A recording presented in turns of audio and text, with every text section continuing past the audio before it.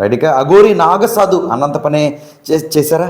మొత్తానికి మధ్యప్రదేశ్లో వర్షిణిని వివాహం చేసుకున్న వీడియో నెట్ అంతా వైరల్గా మారింది. గత కొన్ని రోజులుగా అఘోరి నాగసాధు వర్షిణి మధ్య కొన్నాళ్ళు తల్లి కూతుర్ల ప్రమాణం కావచ్చు, లేదా వైఫ్ అండ్ హస్బెండ్స్ ప్రమాణం కావచ్చు, ఏది ఏమైనా చివరికి అయితే మాత్రం వివాహం జరిగిపోయింది. నెట్ ఎంట్ అయితే మాత్రం ఈ వీడియో వైరల్గా మారింది. అయితే వర్షిణి మాత్రం నా ఇష్ట ప్రకారమే ఈ వివాహం జరిగింది అంటూ లైవ్లో కూడా వర్షిణి చెప్పిన పరిస్థితి మాత్రం నెలకొంది. గత కొన్ని రోజులుగా అఘోరి నాగసాధుకు సంబంధించిన వీడియోలు మొట్టమొదటిగా దాదాపు ఒక 2-3 నెలలుగా ఒక వైరల్ అవుతున్న పరిస్థితి నెలకొంది. అనేక ఆలయాలు సందర్శించడం, అలాంటి సమయంలో వస్త్రధారణ లేకుండా వెళ్ళడం, కొన్ని చోట్ల వస్త్రాలు ధరించడం, కొన్ని ఆలయాల్లో ఈ హిందూ తత్వానికి వ్యతిరేకంగా ఉండడం సరైంది కాదంటూ పోరాటంగా మాట్లాడడం, ఇలా ప్రతిదీ ఒక చర్చగా మారింది. నిజానికి అఘోరి తెలంగాణ రాష్ట్రానికి సంబంధించిన అఘోరి నాగసాధు అయినప్పటికీ కూడా ఆంధ్ర తెలంగాణయే కాకుండా ఇతర రాష్ట్రాల్లో శైవ క్షేత్రాల్లో కూడా ఎక్కువగా పర్యటిస్తుంటారు. తాజాగా గత కొన్ని రోజులుగా అఘోరి నాగసాధుకు సంబంధించి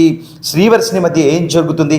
ఒక అమ్మాయి బీటెక్ చదువుతున్న అమ్మాయిని అఘోరి నాగసాధు అన్యాయంగా అక్కడికి తీసుకెళ్ళిపోయిందా అన్న వాదోపవాదనలు అయితే మాత్రం తెలుగు రాష్ట్రాల్లో పెద్ద ఎత్తున వినిపించాయి. ఈ నేపథ్యంలో గత 15 రోజుల కిందట అఘోరి నాగసాధు కూడా ఈ వర్షిణి వెళ్ళిపోయిన పరిస్థితి నెలకొంది. అయితే 8 రోజుల ముందు పోలీసులు మహారాష్ట్ర ప్రాంతంలో వర్షిణిని అఘోరి నాగసాధు నుంచి విడిపించారు. అక్కడి నుంచి కుటుంబ సభ్యులతో కలిసి వచ్చే ప్రయత్నం చేశారు. దాదాపు హైదరాబాద్లోనే ఉన్నట్టు తెలుస్తుంది, నివాసానికి రాలేదు. ఇది ఎలా ఉండగా మరి మధ్యలో ఏం జరిగిందో ఏమో కానీ నిన్న మధ్యప్రదేశ్ కాళీమాత ఆలయంలో అఘోరి నాగసాధు సోమవారం రాత్రి వివాహం చేసుకున్నట్లుగా నెట్ ఇంటర్ వీడియో వైరల్ అవుతుంది. చాలా హ్యాపీ మూడ్లో, అంటే ఒక పెళ్ళంటే దాదాపు చాలా సంతోషంగా కుటుంబ సభ్యులు ఉంటూ ఉంటారు.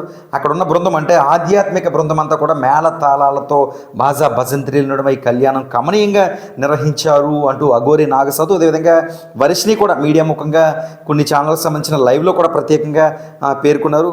గతం వరకు మమ్మల్ని ఎన్నో అన్నారు, ఇప్పుడు మేము భార్యాభర్తలం అంటూ కూడా వర్షిణి పేర్కొంటున్న పరిస్థితి అయితే మాత్రం నెలకొంది. ప్రస్తుతం వైరల్గా మారింది. ఇది ఇలా ఉండగా అఘోరి నాగసాధుపై కూడా సైబరాబాద్కి సంబంధించి కొన్ని కేసులు నమోదయ్యాయి. కొన్ని పూజలకు సంబంధించి దాదాపు 9 లక్షల రూపాయలు మా దగ్గర నుంచి తీసుకెళ్ళిపోయారు అఘోరి నాగసాధు. మరో 5 లక్షలు ఇవ్వకపోతే మీ పైన మరొక రకమైన పూజలు చేసి ఇబ్బంది పెడతానంటూ కూడా బెదిరించారంటూ కూడా సైబరాబాద్ పోలీస్ స్టేషన్లో కేసు నమోదైన పరిస్థితి మాత్రం నెలకొంది. ఒకవైపు అఘోరిపై పోలీసులు కేసులు నమోదు, మరోవైపు వర్షిణితో వివాహం. ఈ రెండు ఇలా ఉండగా అఘోరి నాగసాధు నన్ను ముందు వివాహం చేసుకున్నారంటూ కూడా మరొక మహిళ బయటకు వచ్చిన పరిస్థితి నెలకొంది. మొత్తానికి చూసుకుంటే ఆంధ్ర తెలంగాణలో మొత్తానికి అఘోరి నాగసాధుకు సంబంధించిన విషయాలన్నీ కూడా ఒక చర్చగా సాగుతున్నాయి. ప్రతి విషయాన్ని వీక్షకులు క్లుప్తంగా యూట్యూబ్ కావచ్చు, డిజిటల్ మీడియా కావచ్చు, శాటిలైట్ ఛానల్స్ కావచ్చు, అన్నీ కూడా అఘోరి నాగసాధు సంబంధించిన విషయం అంటే క్లుప్తంగా చూస్తూ ఉన్నారు. తాజాగా అఘోరి నాగసాధుకి వివాహం అయిపోయింది, శ్రీవర్షిణిని పెళ్లి చేసుకుంది అఘోరి నాగసాధు చేసుకున్నారు అంటే అది ఎలా తీసుకోవాలో అర్థం కాదు. అయితే హ్యాపీ మూడ్లో వీడియోగా కనిపిస్తుంది. సోషల్ మీడియా నెట్ ఇంట వీడియో అయితే మాత్రం వైరల్గా మారింది. మొత్తానికి మధ్యప్రదేశ్కి సంబంధించి కాళీమాత ఆలయంలో ఈశ్వరుడు ఆశీస్సులతో ఒక ఆశ్రమంలో చేసుకున్నామంటూ పేర్కొన్నారు. త్వరలో ఒక ఆశ్రమం, అంటే ఆఫ్ ద రికార్డ్గా చెప్పుకుంటే త్వరలో ఒక అందరికీ సహాయం చేసే విధంగా ఒక ఆశ్రమం పెట్టబోతున్నామంటూ కూడా వర్షిణి పేర్కొన్నారు.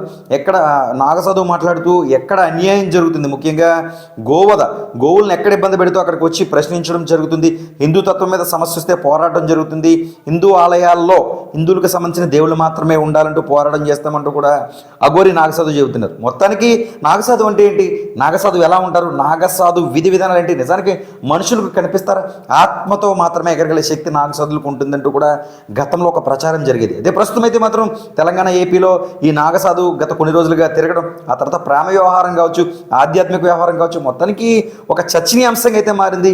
ఇది ఏ విధంగా అర్థం చేసుకోవాలో అర్థం కాని పరిస్థితి కూడా కొంతమందికి నెలకొందంటూ కూడా సోషల్ మీడియాలో పోస్టులు పెడుతున్న పరిస్థితి నెలకొంది. ఏదేమైనా బీటెక్ ఏపీకి చెందిన అమ్మాయి, ఆంధ్రప్రదేశ్ సంబంధించిన అమ్మాయి, బీటెక్ విద్యార్థిని వర్షిణి అయితే మాత్రం వివాహం చేసుకుంది శివుని ఆజ్ఞతో.